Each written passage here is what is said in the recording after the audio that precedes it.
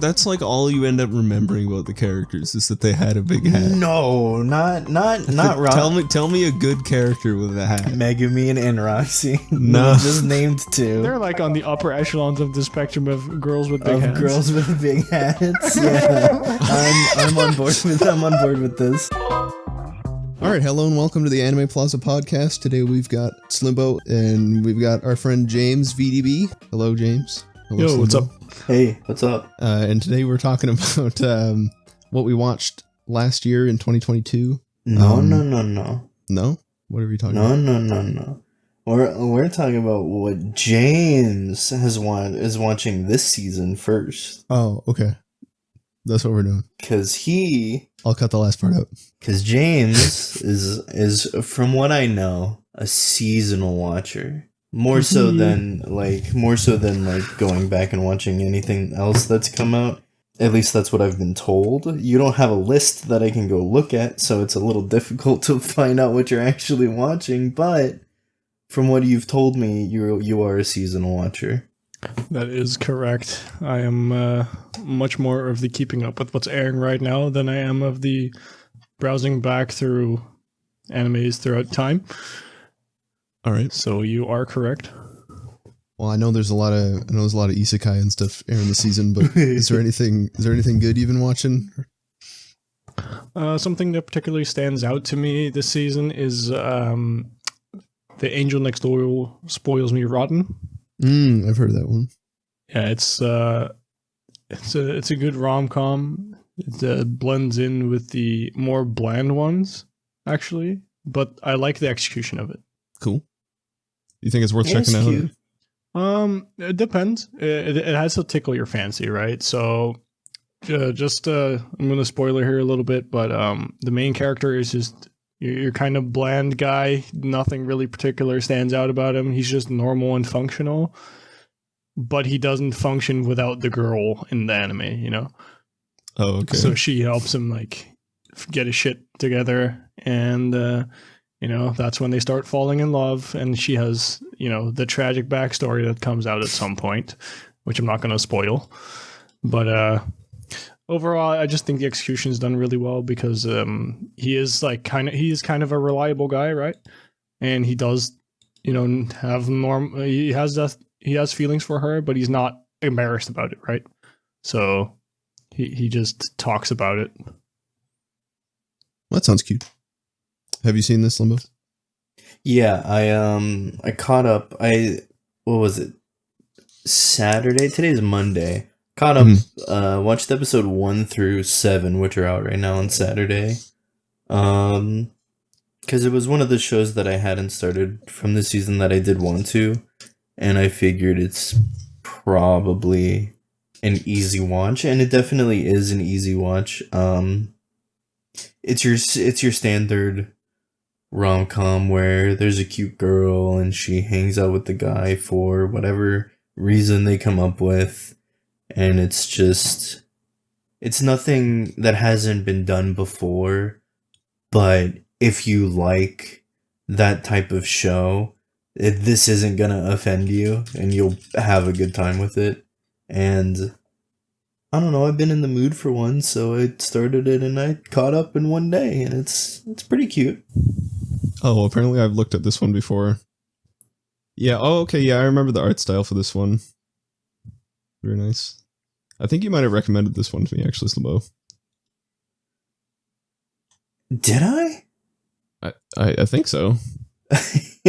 I know we probably talked about like what's coming out and what's like potentially like to be on our radar, and this is definitely one if you just want something like pretty harmlessly cute to watch, so that would make sense if I recommended that to you. Well, it does look pretty highly rated. Kind of surprised me, to be honest. Well, yeah, it mostly skips out the slice of life at school part, right? It just depicts them and not like their whole friend group or like classmates. They just get like, they do have a couple friends, best friends that appear more often, but it's not like you get the whole at school thing, right? Where he's like thinking about her or she's thinking about him. You just get the parts where they're together doing stuff. Yeah. Which kind of helps the story. Yeah. Anything else you've been watching? Yeah, obviously, My Hero Academia is continuing on from last season, and the second part of the season is picking up real hard, where the first half of the season was kind of slowish.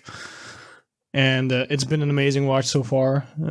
Quite emotional, actually, at some points, because you just go so in depth into like some history with the characters. I definitely recommend it. I don't know if you guys watch My Hero. Yeah, I've seen. I think I saw the first 3 seasons. I was pretty into it, and then I was caught up at that point, and I just never really got back into it. I remember it having some really good highs. Like, man, it's been so long, but like the Nomu scene, I like that one. Where he's in like the big dome or whatever. But there were a lot of parts where it kind of dragged. It was like really up and down, so it's not something I find myself looking to get back into, but I don't know. Maybe I'm in the same boat. I watched seasons 1, 2, and 3 when they all aired. Was caught up with it, and I enjoyed it, and it's something I could probably go back to and enjoy, but it was so much of let's do something slightly interesting and then go right back to the classroom and then train more.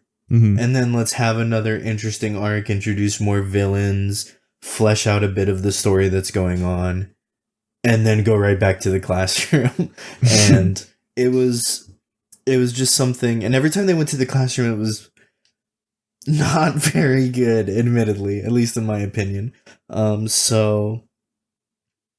then I heard the beginning of season 5 is like really bad, and they cut stuff from the manga, and it's really slow, and they drag out the least interesting arcs, which involves going back to the classroom again. I did hear about that, yeah. Yeah, I'm gonna cut in on that because I've watched everything, of course. So the first part of season 5, it's a training arc with the other hero class from the school. Okay. So nothing actually happens in the story. It's really just 12 episodes or 10 episodes of training with one plot twist at the end to indicate something cool is coming at the second half of the season. Yeah. So it's a lot of classroom. Yeah, so knowing that's on my horizon, if I continue watching it, is not stopping me entirely, but it's definitely making me more interested in watching other stuff first before I inevitably get around to it. Yeah, you can kind of treat it like Naruto filler episodes where you could potentially skip it and not miss out on any of the story. Could I really skip that entire... That sounds rough. Honestly, it's because nothing happens outside of a couple moments of story, like plot development, which you can just catch up on at like the next part of the season. Gotcha. I remember feeling pretty whatever about that whole arc when they went like camping or whatever. I think there's definitely some parts of My Hero Academia that you could skip. But I know the thing that really pulled me in, and probably a lot of people about it, was how like clearly Western inspired it was. I really enjoyed the style and the art direction for it, and I think that definitely carried it a lot. Yeah, now that they're picking back up on the action and actually advancing the story, that's coming back a lot more. So, like, cool. Right now we're at the second part of season 6, and massive spoiler here, but My Hero Academia stops being academia because main character Deku stops going to school because of the shit that's going on. So he's fully entering like this solo arc right now, where he's developing, the one for all quirk, and it's really advancing now, and a lot of action going on, and certainly the plot's driving forward now, and we're getting to less boring stuff. It's only, from what I've heard from the manga, getting more action from here on out. Gotcha. Okay. So using both legs now? He stopped breaking his fingers, and now he kicks with 2 legs? Whoa. All of his toes. Now that's development. Now here's the part. He gets to use his arms. What? Crazy. And legs? What the hell? This guy's crazy. You want to talk about power scaling? This dude's out the fucking wazoo. That's crazy. How much do you guys know of like what Deku's ability is, by the way? Besides it being gifted to him from All Might, Mm-hmm. not much. I met Mirio, and I do know spoilers about Mirio. But other than that, I haven't experienced any of that myself. I don't know how that ties into everything, and I don't know anything other than pretty much the baseline from the beginning. Yeah, I watched up to the All for One part, where I don't remember exactly what happened, but they were in like some street and he was floating in the air, and I think that's where season 3 ended. Mm-hmm. He gets United States of smashed into the ground. Yeah, I mean, as far as I know that he like can kick now and that he still breaks whatever limbs he uses, but nothing beyond that. Well, if you are going to continue watching, there's going to be some interesting stuff about Deku you'll find. Right. So okay. I'm not just going to say that yet because you guys said it might be interesting to pick back up in the future. But some pretty sizable things happen to Deku, and it's pretty cool. All right, good to know. What else you got going on, James? What else of Winter 23 has caught your eye? So, I'm only watching 4 shows at the moment because of the isekais. I usually like set them apart for when I want to watch isekais. So, what I'm watching now is another continuation of Fall 22, and that is it wrong to pick up girls in a dungeon? All right. And I have to say, the first half of the season was kind of slowish and didn't advance a whole lot. It had like a bunch of stuff going on at the same time. So you would get the episode where characters would be separated, and then you'd get one episode about the one set of characters, and then the other episode about the other set of characters. So nothing would really advance in 2 episodes. But now that we're getting to the second part of the season, where it's getting a little better, it's picking up a little more, and it's giving some more background. Have you guys got any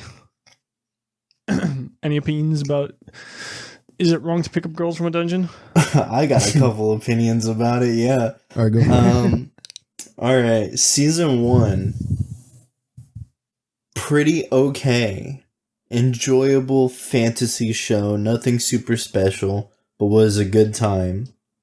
Season 2, hot ass, not very good. Season 2, they basically said, hey, sex work, not good. And I was like, that's a weird take. And then the entire season was about how sex work is bad, and if you do it, for whatever reason, you should feel bad. And I was like, that's weird. I remember talking about that, yeah. And then after that, season 3, they introduce a little demon, and she's cute, and then she got big claws, I guess. And like nothing in the grand scheme of things, nothing happened, and I don't know, man. That's kind of where I'm at. I'm like, season 1 was a fun little fantasy romp. You met Hestia, and Belle is like, yo, Hestia, you're chill. And then they hang out. And then season 2, the whole sex work is bad and you should feel bad. And then season 3, was she demon dragon? I don't know. I don't remember too well. Yeah, I know what you mean. Like, I forget what she actually is because it doesn't appear in the show anymore like that. But yeah, because I mean, she just like had her own little arc, and it was like, in the grand scheme of things, very irrelevant to what's going on. But I guess at the same time, nothing's really going on in that show, so it's like okay that it's kind of self-contained. So you get to the name of the show, right? Is it wrong to pick up girls from a dungeon? And it's basically every season there's a new girl he picks up. That's kind of the gist of it. I mean, as it is right now. That could be fun, but it hasn't really been fun. But if season 4 is better, I'll have to get around to it eventually. Yeah, I've only seen season 1 of this show. I'm with you, SLIMBO. It was like a good fantasy.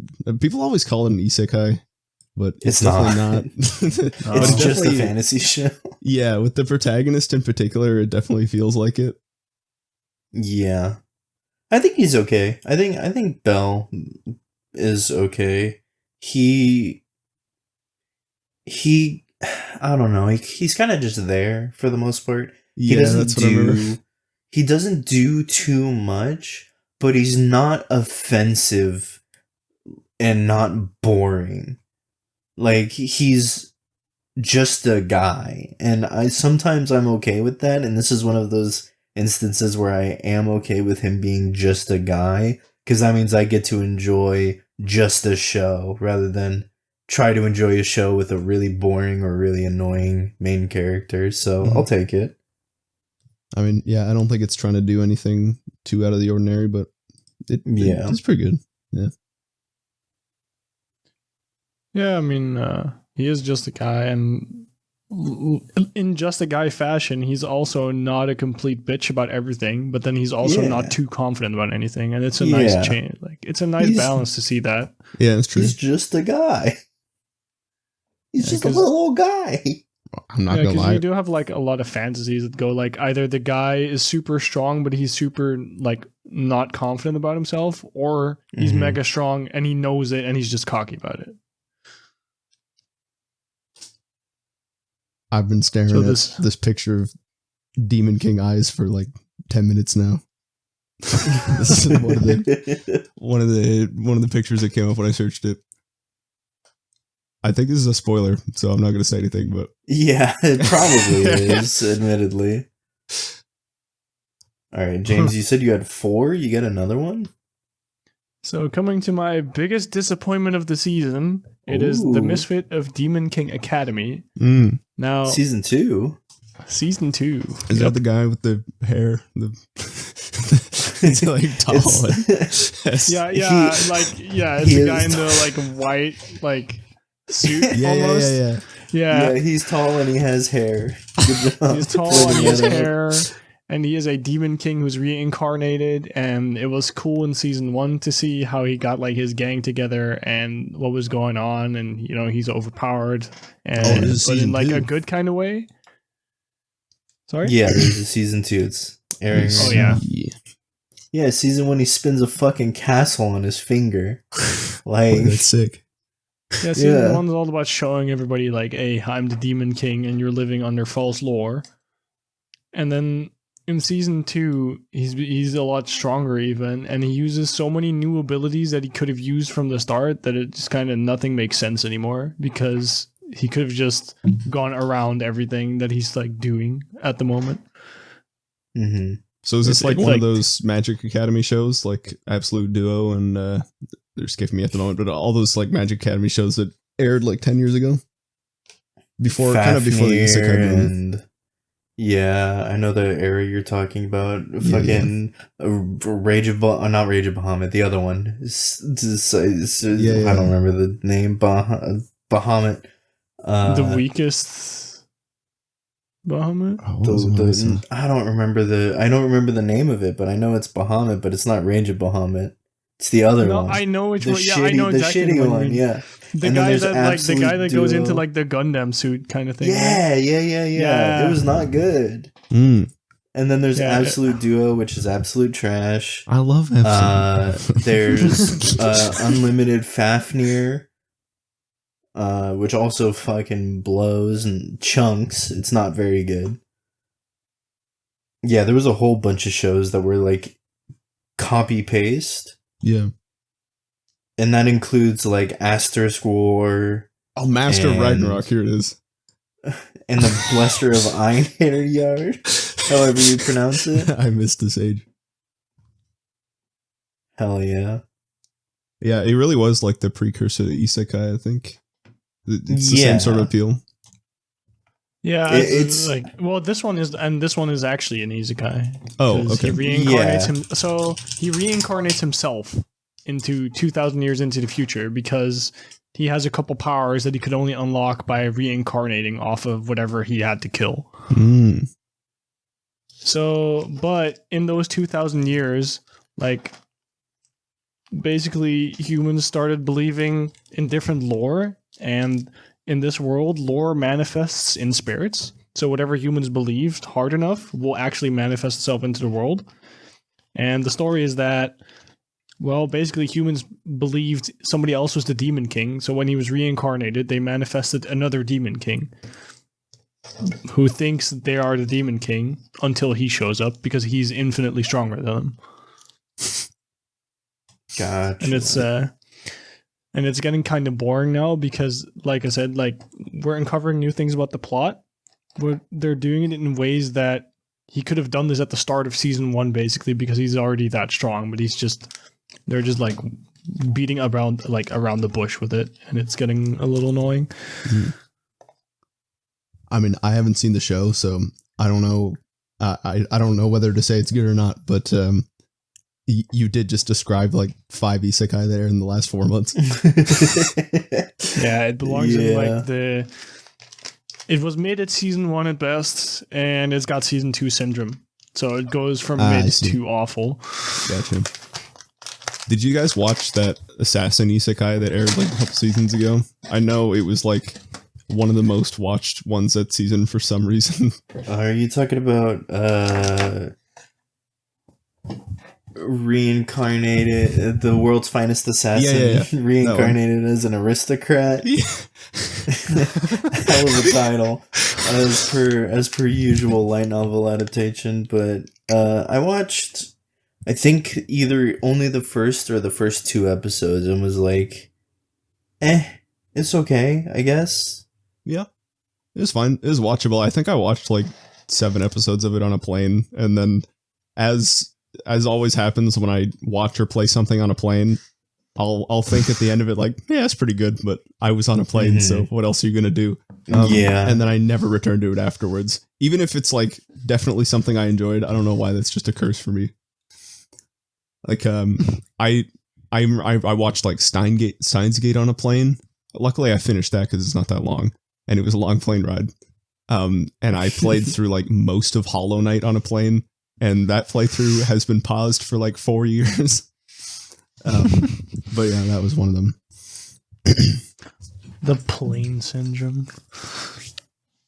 All I know about the assassin one is, I believe, I'm not 100% sure, but I'm pretty sure it came out the same season 86 came out. And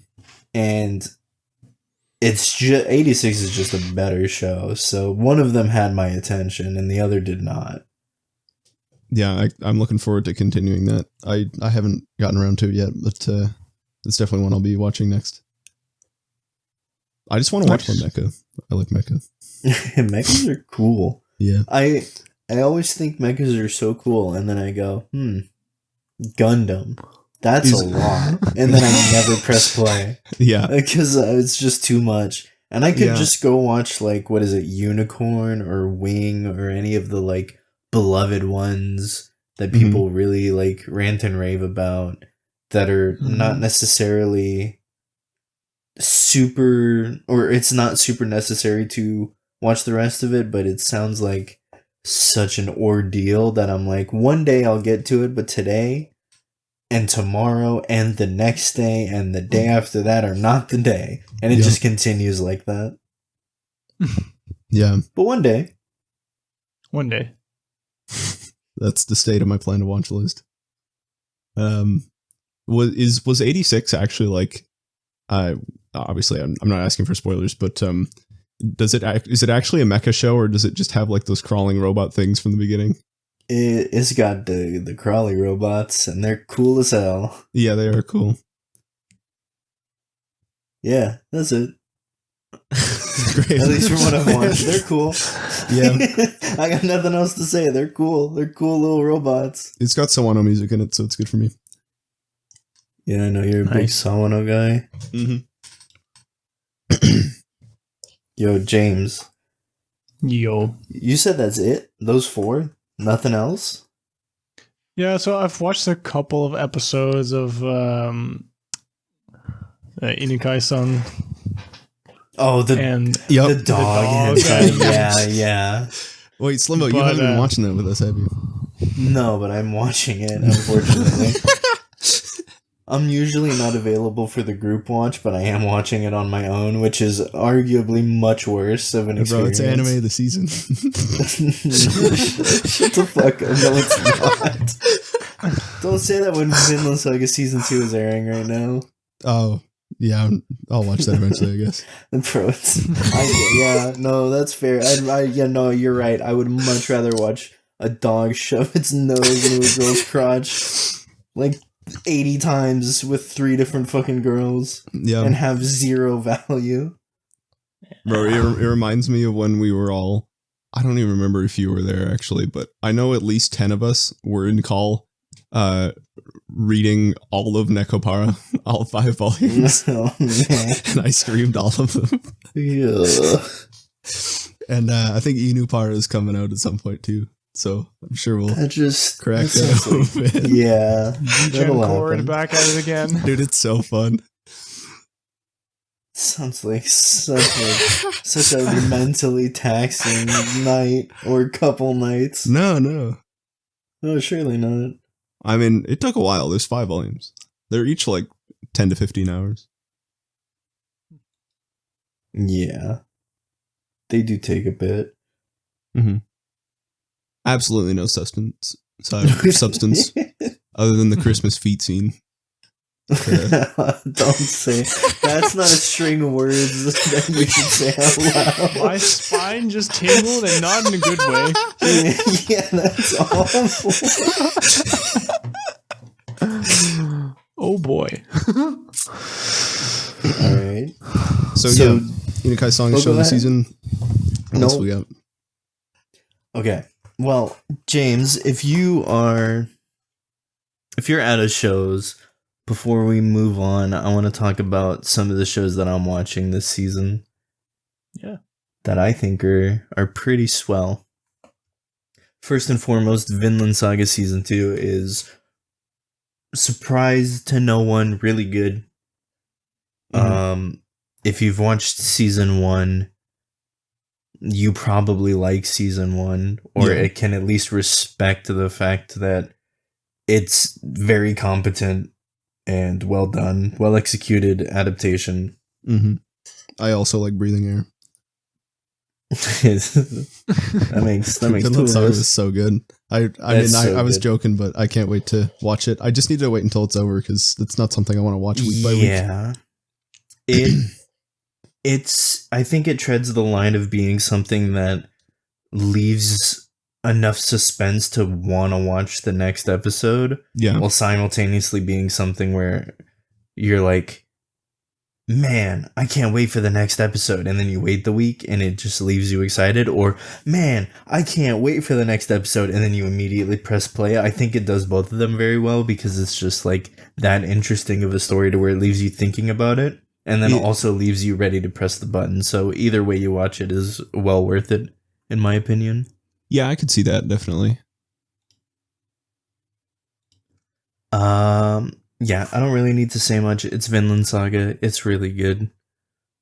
I'm not caught up on Bungo, but I know a lot of people are enjoying the 4th season of that.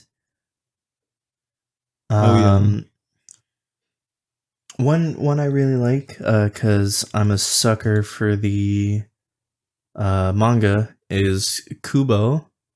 Mhm. Kubo Won't Let Me Be Invisible. It is damn cute. It's about just a little guy, and he hangs out and no one can see him. He basically doesn't exist. But Kubo sees him, and then she like teases him a bit and then hangs out with him. and they have very cute interactions with each other.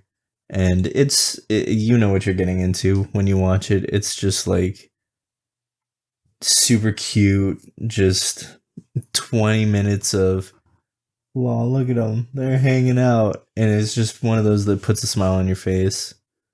The way they interact with each other is really sweet. The friends that they have are really nice. His brother is the cutest thing on the planet. The interactions that he has with his little brother are just like adorable. Just an all around really, really, really feel good show. So it's been a delight to watch. And I'm really happy because an adaptation of something I really like going well is always a plus. Yeah, it feels good. And those shows are pretty I gotta put it on my rewatchable. list. And then on the flip side of that, there's a show. I only watched one episode of it, and I'm probably gonna just drop it. But I have to talk about how unbelievably annoying this first episode was. There's a show. It's called "The Iceblade Sorcerer Shall Rule the World." I've heard of this one. Yeah. It's not good. It is a fantasy show. It's not an isekai, but it may as well be because it's the exact same thing. Real quick, I want to touch on that about like Absolute Duo, Unlimited Fafnir, all of those shows from like that era that we touched on briefly are what isekais are now. It's the exact same show. It's just the main character doesn't get transported in those ones, and he does now. Yep. It's the exact same thing. There's no sustenance there's no like rhyme or reason. There's no value in him being reincarnated ever. Mm-hmm. So the fact that it didn't happen, I guess, is a plus. Kind of. Not really. Well, I feel like the isekai part is just like the thumbnail, the clickbait. Yeah, because people are going to go, oh my god, an isekai. Yeah. What? Because it's popular. But this first episode was really, really annoying to watch. It's about a dude. He is the Iceblade Sorcerer. Go figure. Mm-hmm. And he's got black hair. I'm looking at, of course. Yeah, and he goes to the school, and I believe he's like a commoner, and everyone else is a noble, And he just goes around, and I shit you not, it's 20 minutes straight of people going, ugh, disgusting, look at this commoner. And then he goes, hi, I'm Ray White. And then they go, hi, Ray White. And then he goes to the next girl and he goes, hello, my name is Ray White. And they're like, nice to meet you, Ray White. And then would you imagine he goes to another girl and goes, well, how do you do? My name is Ray White. And this dude said his name, I think, like 8 times in the first episode. And I can't do it, man. He has 0 character, and all he did was say his name for 20 minutes. It was so annoying. I cannot believe this is real. That reminds me of wrote like a worse version of the Misfit of Demon King Academy.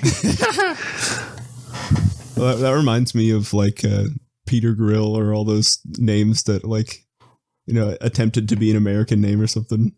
Mm-hmm. His name is just Ray White. It is the most normal Western name I've ever heard in my life. I called him White because he got the white sword. Yeah, he's got the ice sword. It's like white and blue. It's not good. It's like really bad. It had a terrible first episode, and I would not recommend checking that one out. Sick. It's rated as one of the lowest ones of the season. My anime list. Yeah. Yeah. Well, that's part of my issue with so many of these trash shows is like they're fun to watch for like a couple. It's fun to just like sit and make fun of them for 24 minutes. But then there's just like 10 more of them. And it's just not funny anymore. Yeah. Yeah. And then there's another show. I'm not caught up on it, so I don't know how the later episodes have been, but it's another long title, go figure. The Magical Revolution of the Reincarnated Princess and the Genius Young Lady. I love anime. Yeah, me too. I love light novel titles. I already forgot the name. What is it again? Wait. Okay. Don't worry, I got you. Oh, okay. Thank God, I didn't have to say it again. This show, from what I've seen of it, I like it. It's cute. It's gay, which is a plus in my opinion. We need more gay shows that aren't like super pandering. They are gay. They're gay. The two of them, they just hang out and they become friends with each other and hang out and it just like she's like I want to make stuff. And then she's like, why don't you be my assistant after spoiler stuff happens in the beginning of the show? And then they hang out and it's chill and it's nice and it's sweet. And I don't have much to say on it because I have only watched the first 3 episodes, but it's cute. And I like it a lot, even though I don't have much to say about it. So right.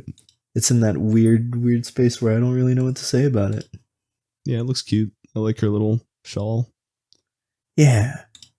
I mean, turns out when you write characters that are good, that happen to be gay and not gay characters for the sake of being gay, it's a little better. Yeah, I agree. And you don't queer bait like Yuri on Ice. You know, turns out things can be pretty fun and pretty good. Yeah, I like the art style when I look at the pictures. Yeah, it's cute. It looks good. It's fun. Nice. Everything else is either like standard isekai that is like kind of fun or pretty bad. So there's not too much that I think is worth talking about from the rest of this season. But if you have anything from this season, Trigger. I mean, I've been watching Inukai-san. I think that's the only one from this actual season. If you have anything else, I do technically, although I think it's from last season. I've been watching To Your Eternity season 2. I don't know if you've seen that, but To Your Eternity is like definitely one of my favorites. It's another one of those shows that's I know it was written by I'll look this up later, but it's another one of those shows that's about like a journey through a world that is being built up as you go. And it's just really, really well written. There's been so many twists in it that I didn't expect. And it's just another story where you follow the protagonist grow in such a meaningful way. Do you know the premise of the show or have you seen it? Yeah, it's about an existence that is sent to Earth and then and not sent or sensed. I'm not sure on that part, but ends up on Earth and then takes the form and of anything that it is around and learns and grows, and that's as far as I know. Yeah. So that's the basic premise of it. There's a god that creates an orb, and not everything is like revealed about the story yet, because you kind of learn as you go. But you watch this little immortal orb basically learn to be human. But since he's immortal, he outlives all the people around him. And a lot of things happen. There's always the villain is always, or the antagonist, there's not like a specific person, but it follows him throughout the story. So he's always having to wrestle with like losing the people around him and learning how to have proper relationships. And also just the show spans over such a long amount of time that you get to see the world actually advance in technology and like civilizations and things pop up. And yeah, it's really cool to watch. Definitely if you like any shows that are really focused on like world building, it's a good watch. And it's also written by Yoshitoki Oima. Yeah. Who did A Silent Voice? Yeah. That's what I was trying to remember. Okay. It's very good. Cool. It's a very emotional show. It's not as dark as Made in Abyss, but it will give you there's a few moments in it that I don't think like one in particular I don't think I've ever seen a show touch on before. And I won't even say anything because it hits really hard if it's something that you've experienced before. But there's so many moments in the show that it doesn't just like cry bait you. There's always a purpose and a lesson to pull out of every story arc, and it's very good. Gotcha. Yeah, it's one that I've had on my radar, but just never like given the chance to start. So I'll probably start it at some point. Mm-hmm. Yeah, you'll probably. It sounds like one of those shows that I would go back to and just discover later on. Mm-hmm. Speaking of going back, why don't we go back a year from now? What a segue. Thanks. Worked really hard on that one. I didn't, but you know. To the year 2022. What a year that was. How was that year for you, James? But not like in your life. I don't care. I only mean about. No, I'm kidding. But your anime for 2022. Do you have anything that stuck out to you? Since you're the seasonal watcher, I wanted to ask you about the entire year of 22 because, admittedly, I haven't talked to you about anime very much, and I figured if you're a seasonal watcher, you're gonna have watched and remembered more recently than if I asked you for stuff you watched in like 2019, right? Yeah, that's definitely that's how my memory works. You know, massive ADHD guy here. So anything I've watched more than a year ago, I really need to read some of the details to like complete like the story jog your memory again. on it. Yeah, that's fair. Yeah, that's fair. But speaking of past year, there's 10 shows that really stood out to me.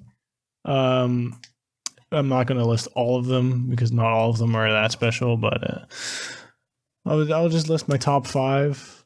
And which 2 I have already talked about, which is is it wrong to pick up Girls from a Dungeon? Because it just grips me, the story, and it may not be for everybody the way it's doing its world building, but so far it's just getting me and pulling me in. And I've got the same on number 4. I've got Attack on Titan, the final season part 2, which released in the past year. Oh, yeah. It would have been up there in my top 2 for the straight fact that it advertised to be the ending, but it's not. Right? There's like there was so much hype in like, oh, it's going to end the story, and they built up that hype over like the year before, the year and a half. Yep. And then only for the anime adapters to be like, you know what? There's so much stuff going on in the manga in the final couple of chapters. We need more time. And that like edging it's like edging you in a bad way, right? Like it's not getting you there. And as we have it, we're getting to the final season part 3, which is also apparently split up into 2 more parts. Mm-hmm. And that's still coming out. But part of the reason it's not top 2 is because of that. But the reason why it is in my top 5 is because it's just action and it's lore and it progresses the story with everything and it's cool. Main character at this point has basically started a war and come back from that war and realize how strong he is. Aaron thinks he's got the ways to save his people, and he's trying to find a way to do that. But there's also, the background narrative of people trying to stop him, because what he has like in his head is a bit radical, right? He's basically gonna try and commit genocide. Yep. And that's not what the people want. No. So there's huge internal conflict, and outside of that, they're still in fighting other people because Paradise Island, as they live on, is basically at war with the world and has been for the past however hundreds of years, even thousands. So I'm looking forward for the conclusion. Even though it's getting like extended and I'm getting edged in the wrong way, I'm still massively just looking forward to the ending there. So what's your opinions on Attack on Titan? I don't know how much you guys have watched actually. I have pretty similar thoughts to you. I think it definitely deserves the hype it's had. It's real good.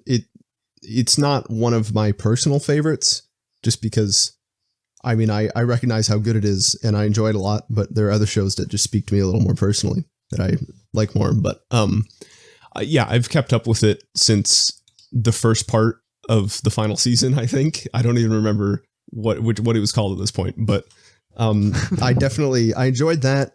And then I found out that it wasn't ending. And then I've kind of lost interest until it actually finishes. And then I'll go back and watch the rest. Yeah, I think that's the best way to watch it, honestly, because otherwise, it's going to be like 3.5 seasons of footage, right? Yeah. And not a whole lot of time progresses, but a lot of things happen, and which is why they were putting it in so many episodes. So honestly, that approach is better than the week by week approach that I do, because I watch it live and I just keep getting edged. Yeah, I've gotten really fatigued of just waiting for things. So I don't even in terms of like game releases, I don't really get excited for anything until it's like out. And that's definitely how I feel with Attack on Titan. It's like, well, it'll be out when it's out and then I can go enjoy it. I'll just do other stuff in the meantime. Yeah. How about you, Slimbo? I watched season 3 part 2 and loved that. I mean, I watched everything before it, obviously, but that was the last bit I watched.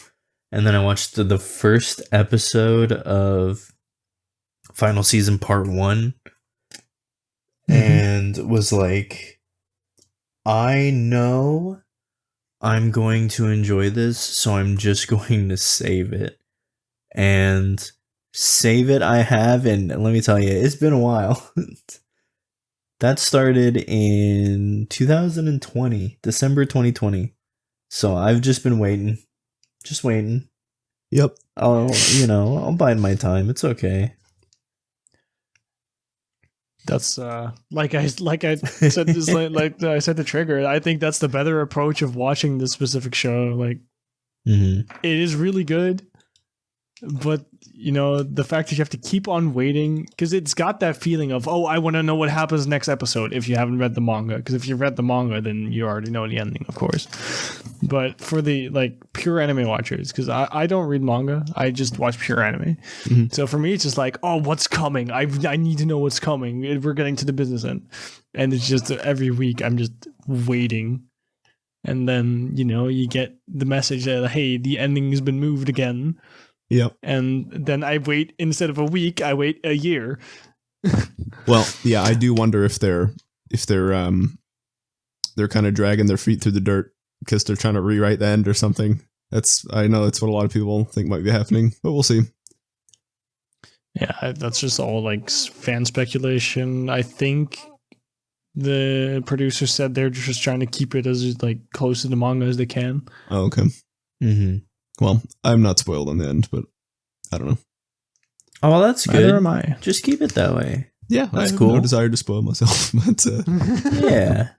Same. Don't spoil yourself. It's not worth it. No, it's not worth getting spoiled. Yeah. All right. Yeah, I've read a fair bit. So just enjoy it. Don't get spoiled. Just have fun. Spoilers are such a mixed bag, right? Sometimes you hear a spoiler and you're like, well, now I gotta know what happens in a story. But when it's something like this that, most people have seen all of what's available or a lot of what's available, and you get invested because, especially with something like Attack on Titan specifically, it's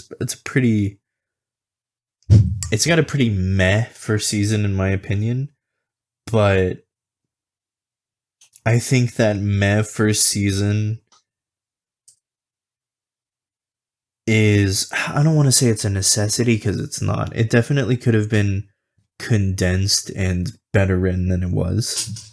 But over the course of that first season, you start to be able to see the story start picking up its pace, and you can feel the competency of the author starting to, actually grasp everything that they want to tell and how to tell it. Yeah. And by the end of season 1, it starts to pull itself together to the point where when you watch season 2, it's very competent, it knows what it's doing, and it's really engaging. So from that point onward, it's a story that you can definitely get really invested in.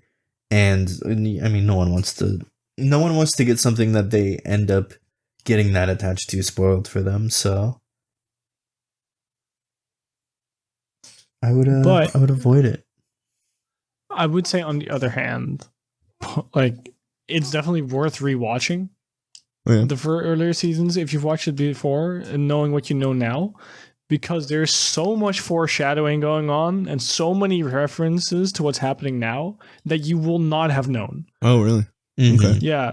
The show is full of, and this is from from halfway season 1, maybe even earlier. It's constantly referencing itself in the future. Because, if you've watched the first, if you watched season 3, you'll know at some point of the abilities they get, and that directly ties into the foreshadowing. Okay. And you'll get more of that in the just in the final season, part 1, because it's a lot of plot, but it also just let's say you were to watch season 1 again, from the second episode, we'd be seeing the foreshadowing that they've done and being like, hey, wait a minute, if only I would have seen that the first time. So it does a good job of Easter egging the foreshadowing. Yeah, I remember, I think Attack on Titan season 1 was one of the first shows I even saw. I was still in that phase of I just like everything I watch, and it was around the same time where I was like, yeah, Fairy Tail probably better than Full Metal Alchemist. I like that a lot. Oh boy, what a take. Well, I don't know if I have that take now because it's been years, but yeah, I don't know. I remember enjoying it a lot. I don't know. Maybe it would be worth going back and rewatching it, but. So Full Metal Alchemist or Brotherhood? I don't know, man. It's been so many years.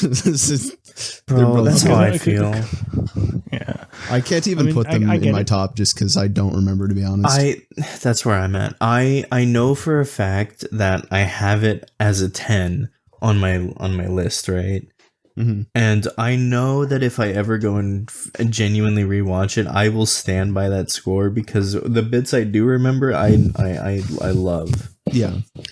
And I can acknowledge how competently written of a story it is, how well fleshed out the world and the characters are. The story, from what I remember, is really solid.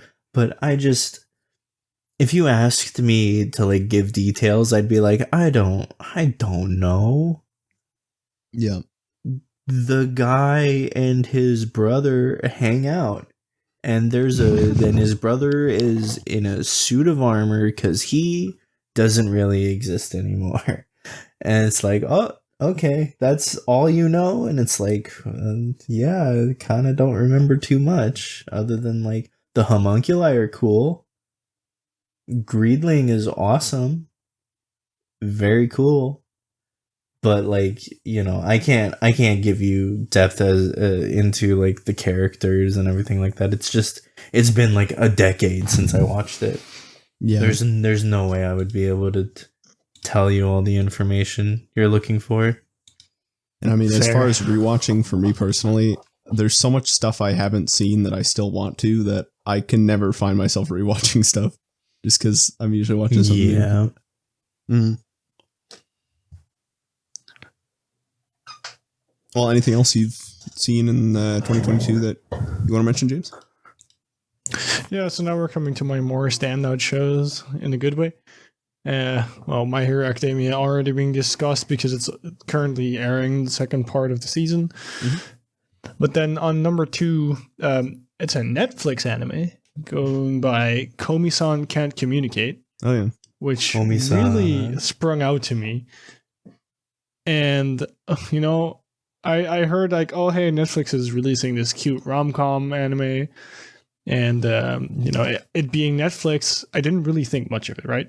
Except for there being some big name VAs and the writers getting budget. Mm-hmm. So then, as it was already airing, you know, you see these clips come by. And the clips were really cute. Like the interactions were really wholesome. So I gave it a watch. And I fell in love with the show.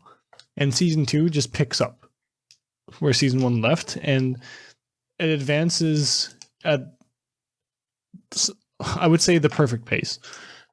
Like you get just enough of like the wholesome moments where, you know, you've got the main character Komi-san, and I actually forget what the guy his name's called, but Okay. Tadano? Tadano. Oh, Yes, yeah. Tadano. And, you know, Hey, like, real quick, best part about I've been saying it this whole fucking episode, but literally Hito Tadano, his name is, he's just a guy. His name just means that he's just a guy. It rules. yeah, it's so cool. And he is just a guy. He's more like, he is more like a little more on the shy side and a little humble about like the way he does things, but I like it. Like, it's a self-insert, you know. Yeah, Nothing wrong with that. He's a good self-insert because, you know, you've got the self-insert that goes into Rent a Girlfriend, and I that's hate not a that self-insert. That's Oh, not a self-insert. If that's a self-insert for anybody, you need to get your fucking head checked because he's got some issues. That guy is fucked mentally. Yeah, I read like 200 chapters of the manga though. Oh wasn't my very god, good. how did you put yourself through that? Sorry I don't for know. your loss. I just love watching, or not what I just love reading like really middle of the road rom-com manga. I would read Yeah. I would read it like every single break while I was working in construction because I wouldn't have any cell data or internet because I live in Canada, and we'd be outside on a construction site. And yeah, I would just sit down and read like a few chapters of that every break. So that's how I got through it. Man, I'm not very good. This sounds miserable. the anime is even worse. Some of the art is really nice, though. I think the artists are pretty talented. Mm-hmm. The art's really good. Yeah, there were some really nice, like one panel shots of like, just like a city or something. It's very nice. But yeah, Kazuya is not a good character. No, the art far exceeds the show. Yeah. It's actually crazy. Also, the Peggies did the opening, and I like the Peggies. Yep. Yeah, that's a plus. But if you want a good Peggies show, then go watch Bunny Girl Senpai, not Rent a Girlfriend. Yes, that's so good. Mm-hmm. Anyway, I didn't know there was to, a season 2 of Kami-san, though. That's cool. Yeah, so they released a season 2 and it picks off where season 1 left with, you know, Tadano and Komi getting closer and closer in these just wholesome interactions. Mm-hmm. Where, you know, in season 2, she starts actually speaking words. And her actually speaking words does things to Tadano because Tadano is obviously, you know, falling in love with her. But it's in a wholesome kind of way, right? He's not like weird about it to her.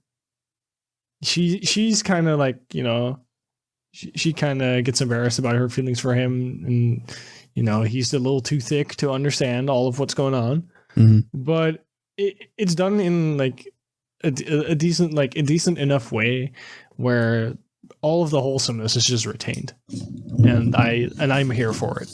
It's straight up my niche. Nice. Yeah, I mean, I don't think I've actually watched a show like that in a while. I usually just read the manga so that I can like just kind of rush through it. But yeah, I've heard a lot of good things about Komi-san. It's got a unique art style too, which is always a bonus. Mm-hmm.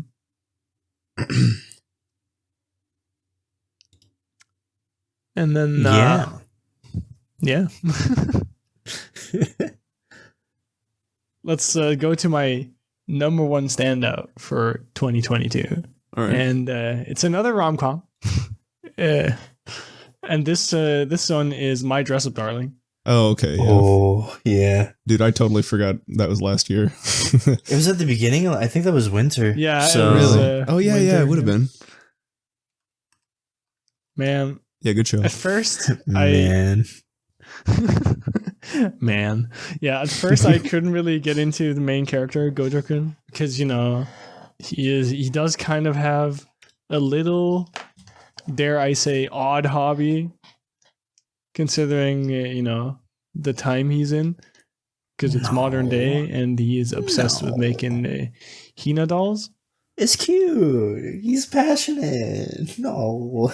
Yeah, but, like, it's good. It's good. Like, yeah. There's a backstory to why he picked the passion, and, you know, it's not like he just has a weird obsession with making Hina dolls. It's Yeah, bro. a little on the, you know, it's a little on the heavier side of the, you know, hobby / obsession scale, but, you know, it's doable for somebody like me who isn't into that stuff. But yeah, he is this, you know, he's the Hina doll maker. He tries to perfect his craft. He runs into the pretty much Gyal of the school while doing some sewing. Yeah. Yeah, the Gyaru.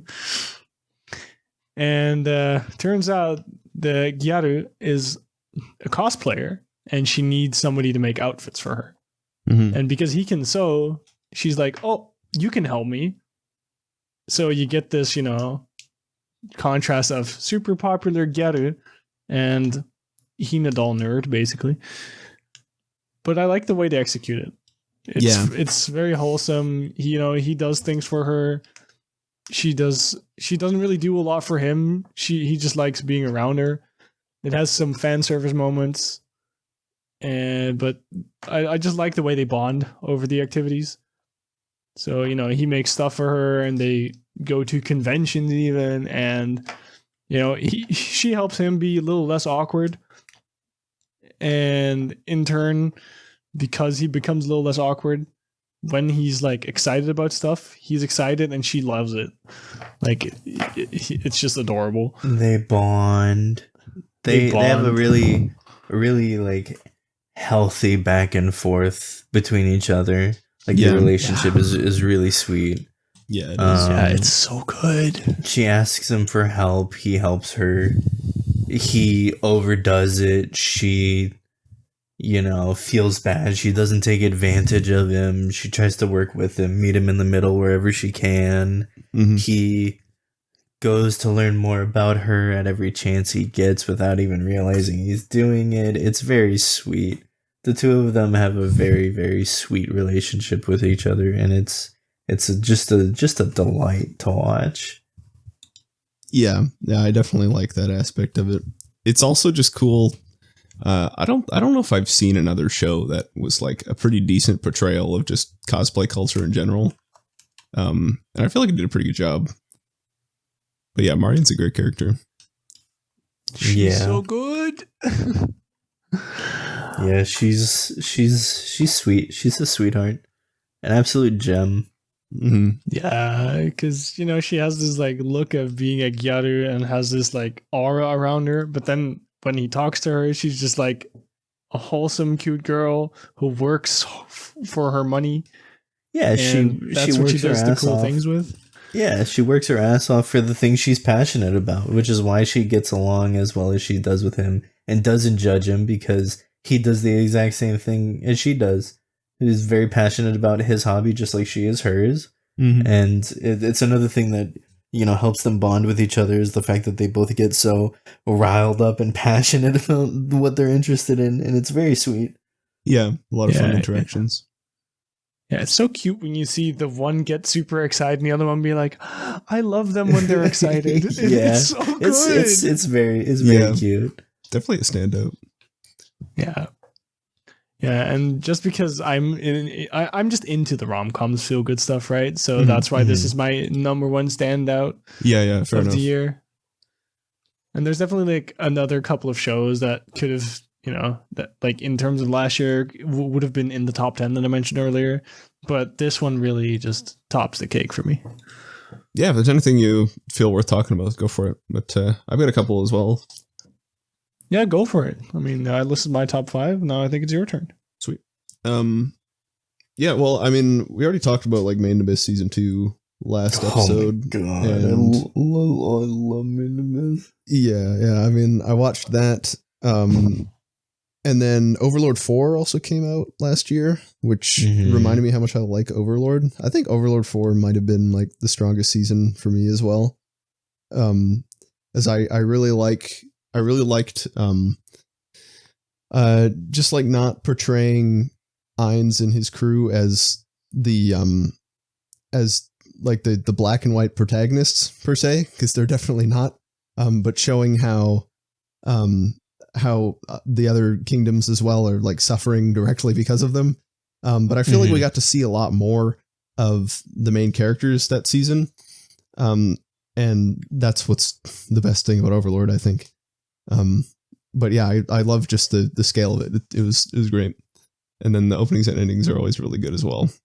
So I know I love Overlord. I read the light novel. Yeah. So I definitely enjoy the light novel more than I do the anime adaptation, but I do still really enjoy the anime adaptation for what it's worth. But I know a lot of people hate the parts of Overlord, which I think are the best parts of Overlord.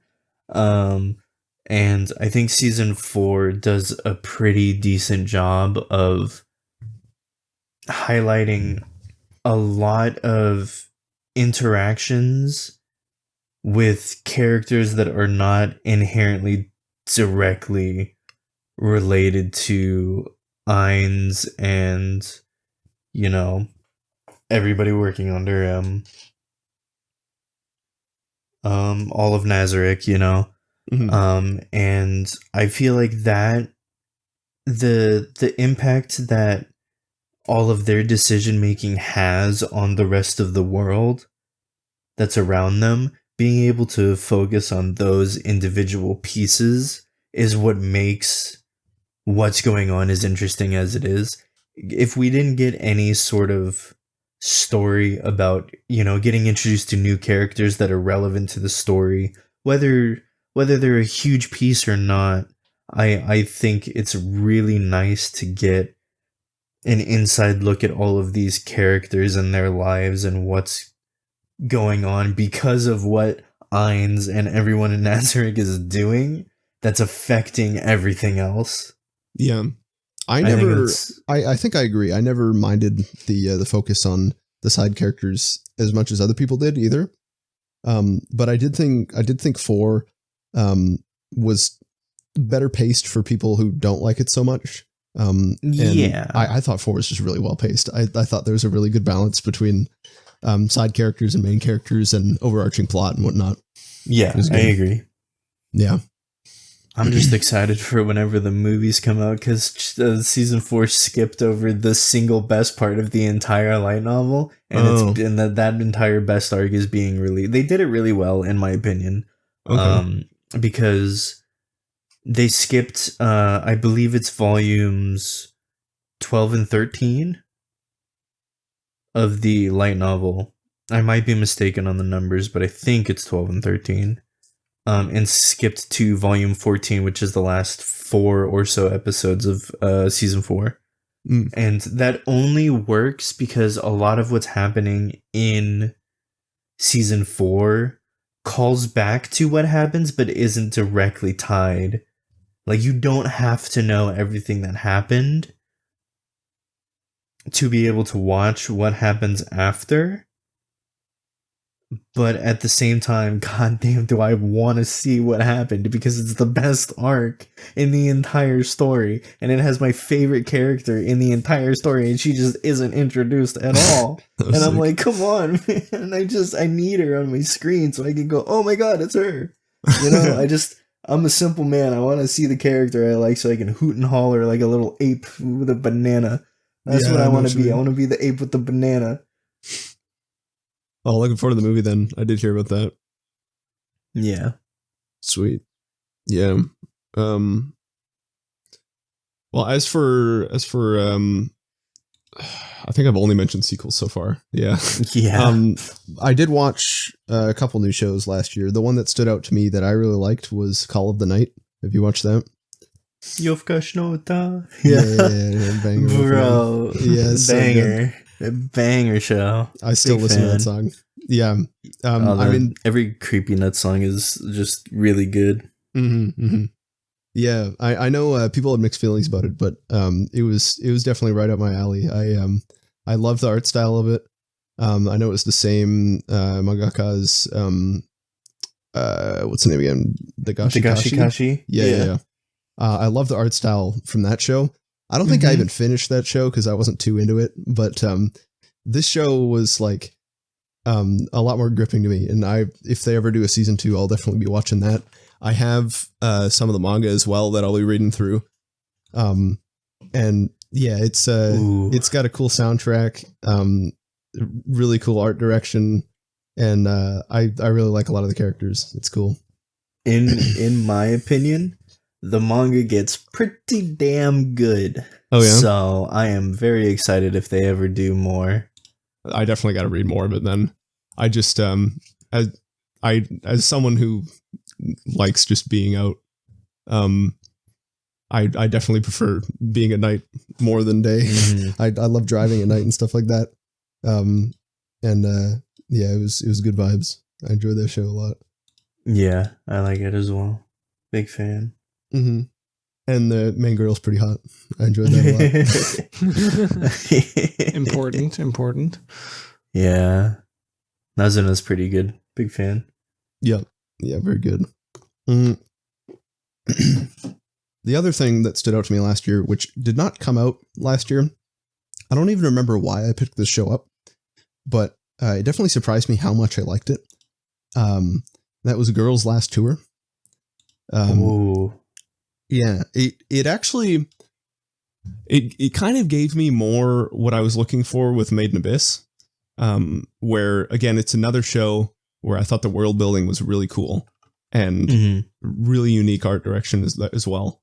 I bought all the volumes of the manga, which is only 6, but still, that's the only series that I have the full manga collection for, and it's just real good. I don't know if you guys have seen it, but you might have heard I'm sure you've heard the opening for it. It's like RTCmon and whatever the actual original version is called, but Yeah, I think I know what you're talking about. It's very cute. Not a lot of, like, as opposed to Made in Abyss, nothing really dark happens in it. It's more just like the implication of some stuff that happened in the past, and it's about these 2 girls who were sent out when they were very young on like this vehicle that has supplies for them to survive, and it was during the time of a war. And then the show starts after the war has already happened, everything's been wiped out, and they just kind of they just wander around the landscape aimlessly, and they kind of it's like this multi-layered city, and they're exploring different layers of it, and just like trying to find purpose when there really isn't any, and just being happy with what little they have. And it was really cool.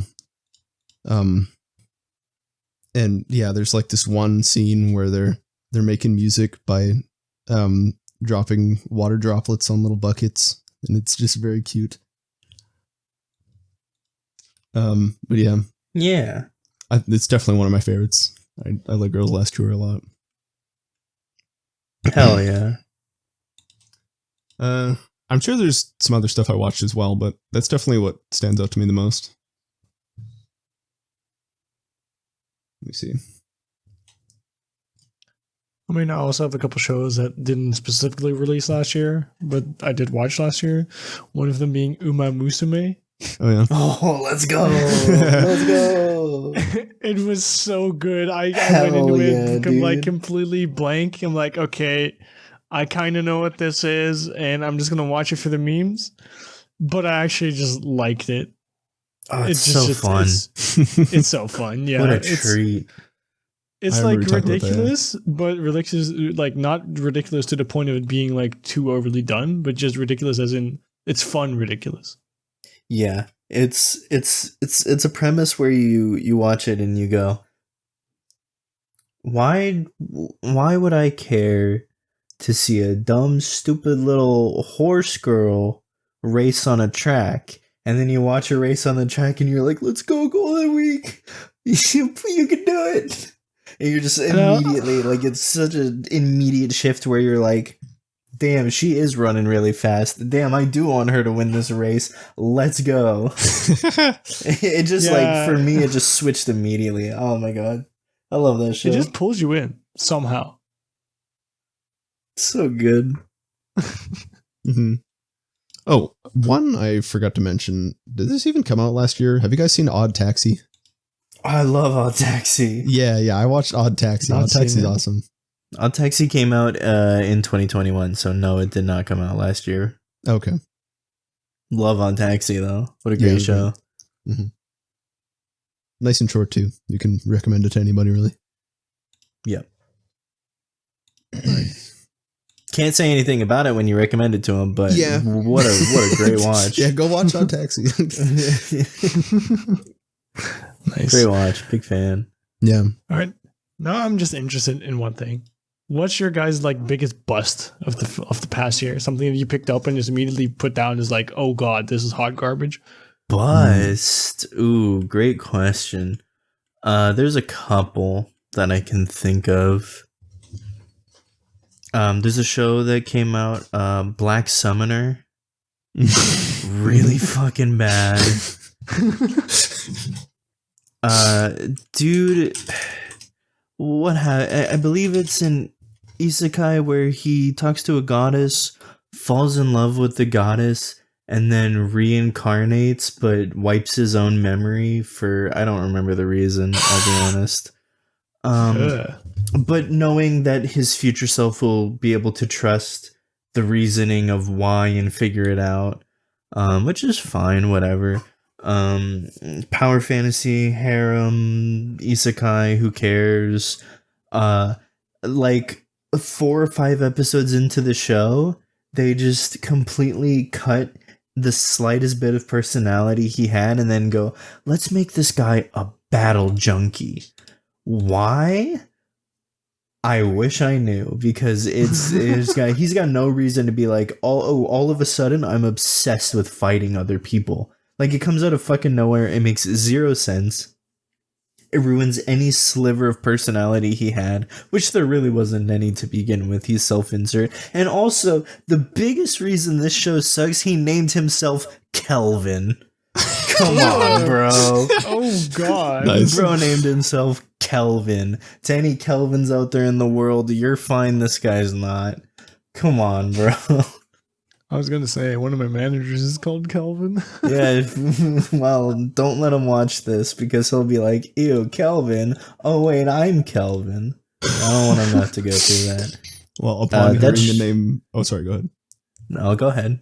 Upon hearing the name Black Summoner, I'm gonna guess the main character is probably has black hair, but medium length.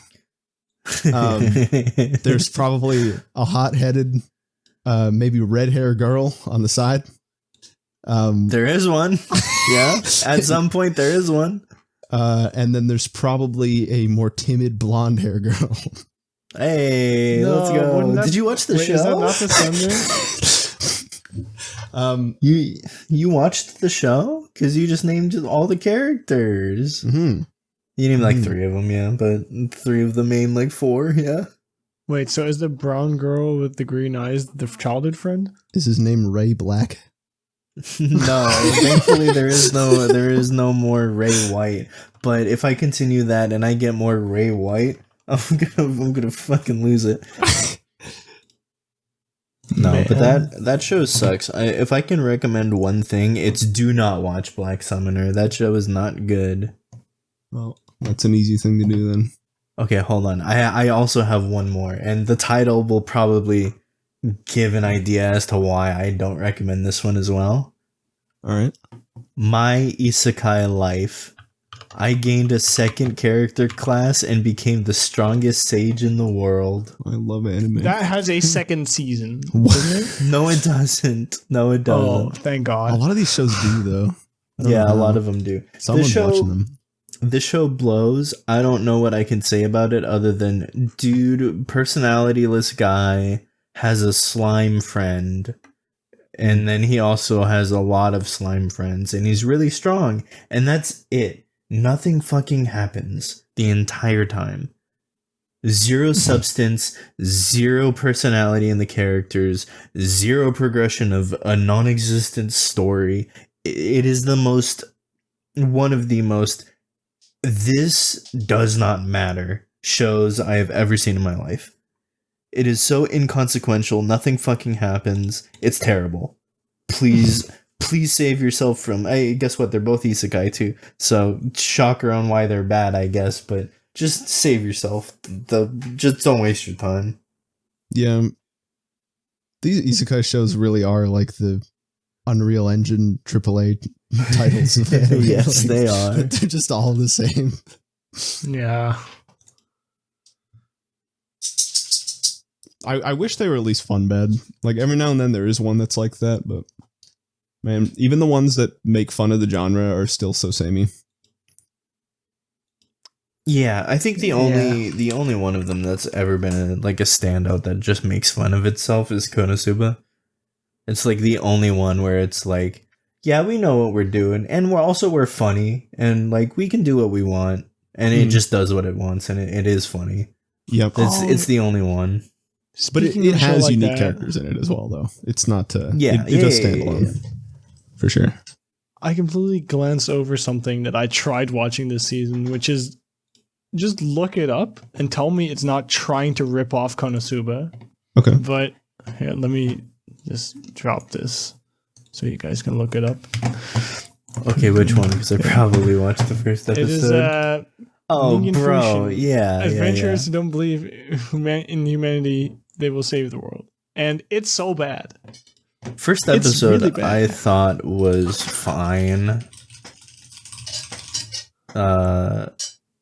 It's not good though. Yeah, I watched the first episode and I was like, "Oh, this is fine." Like they're a bunch of people who are ended up with unfortunate circumstances, and now they're hanging out, making their own party, and their own like adventure party, and they're gonna go like live their lives as a group that doesn't trust each other but has no one else. And I'm like, that sounds interesting enough, I guess.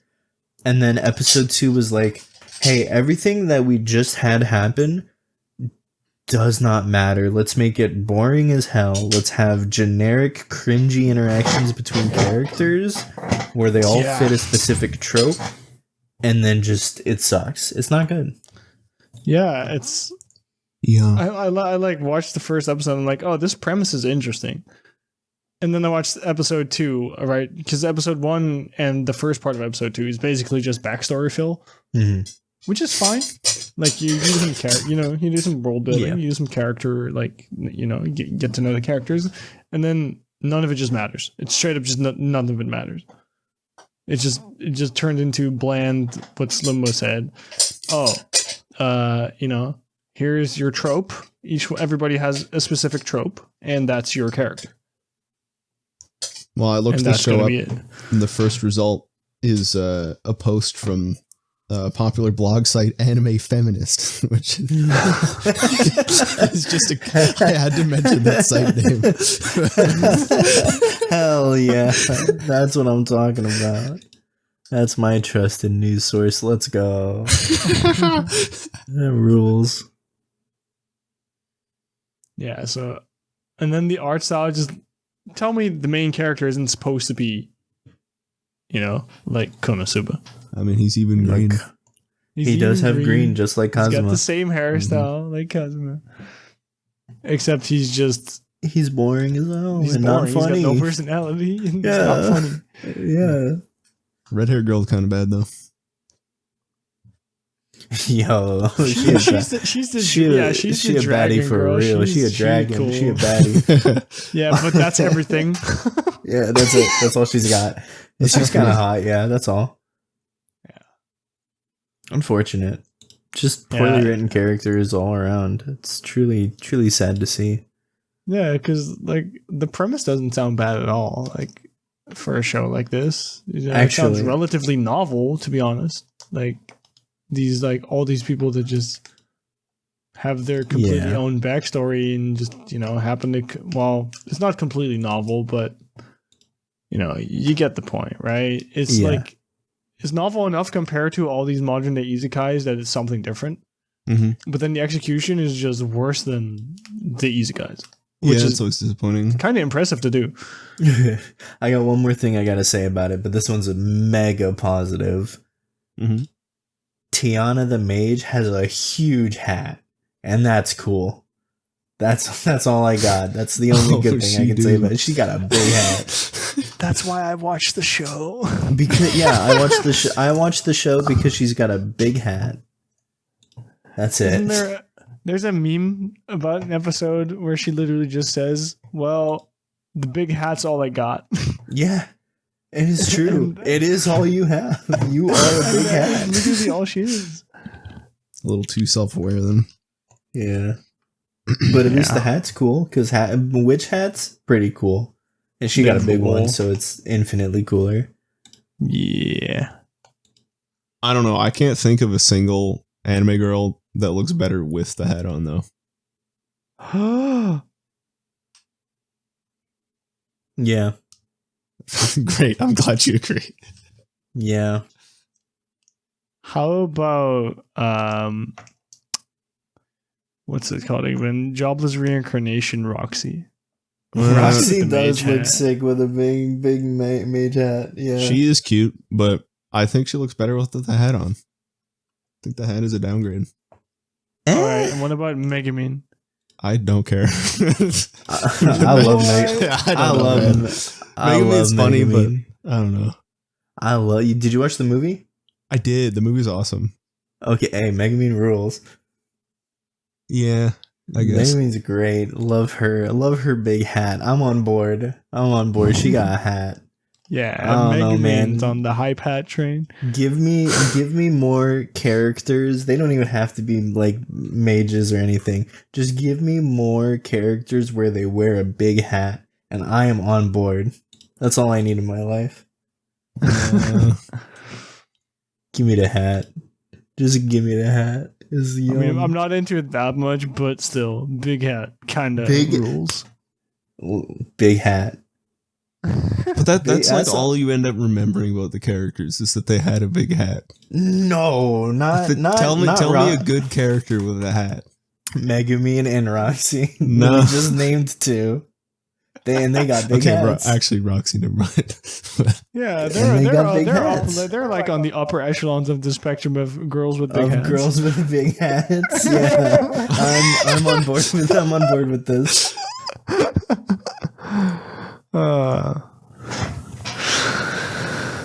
Should we wrap it up then?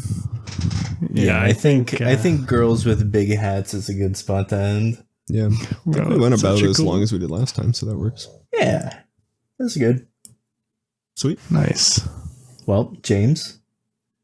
Well, I'd like to thank you guys for having me on the show. It's been a pleasure. Lots of things were discussed, and I thought it was cool. Yeah, thanks for coming on, brother. Anytime. Always good to vibe out with the homies, chit chat it up. Yes. All right. Well, on that note, thank you for listening to the Anime Plaza podcast. It's been fun. We got Trigger Dog snoring in the background. Big fan. He's tuckered out, just like we are after recording. Just like that, see? Alright, on that note, we'll see you later. All right, see you guys next time. All right, see you guys.